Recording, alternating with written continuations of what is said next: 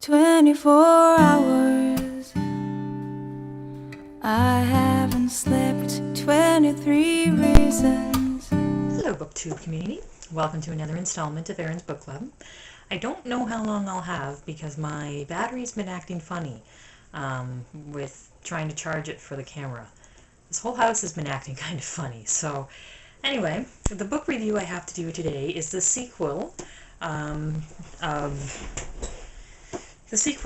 the first book that I did the review on. This one's called The Doorway and the Deep by K.E.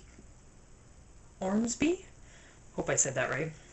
And it's a continuing tale of a girl who's trying to rid the world of an evil king and figure out what her power is and how to control her power, and at the same time keep her friends safe and keep her one friend who's dying, get him cured for good.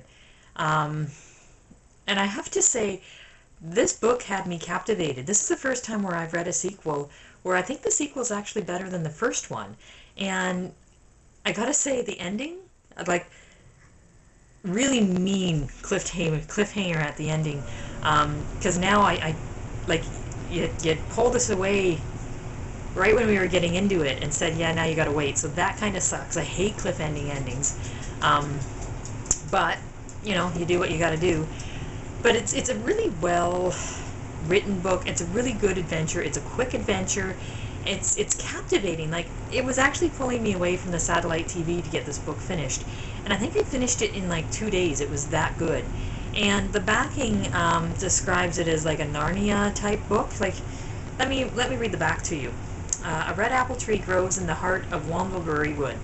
It is a burst of color in a land of silver grass and white-barked yew trees. And out of its trunk step two travelers. The girl takes a small bird from her pocket, and the boy takes a deep breath. The critiques say it's kind of like a Narnia-type book. And I don't see it as a Narnia-type book. I see it more as a like a Harry Potter, but written for a younger sect. That's how riveted I was of this book, and I flew through it. I want to know more. I want to know what the ending translates to being, but the characters were really believable. The characters actually grew throughout the entire book, even though they still stayed immature, because that's, like, the one I think is 12 years old. So, and there was enough gruesomeness to be scary, but without being so gruesome that the younger sect is going to read that and be scared. The main thing I liked about this book, that I actually quite liked about this book, is that the character kept being told she's special, she's special, she's special, she's the heir of some throne, she's special. And the author actually had a character real enough to let that get to her head. It wasn't like she was a big-headed little bigot after, but she started believing in her own worth before proving her own worth. And not only that, she then went through the life story that she was going through, understood that she was feeling bigger than what she was, and then understood that she had to prove that she was the big special person that she thought she was. So it made it really reliable, and made it really real. It made the hero fallible and not perfect, which made the book all that much better. And I can't wait for the second book. It doesn't, like the first book, it gave you a chapter of the second book to read.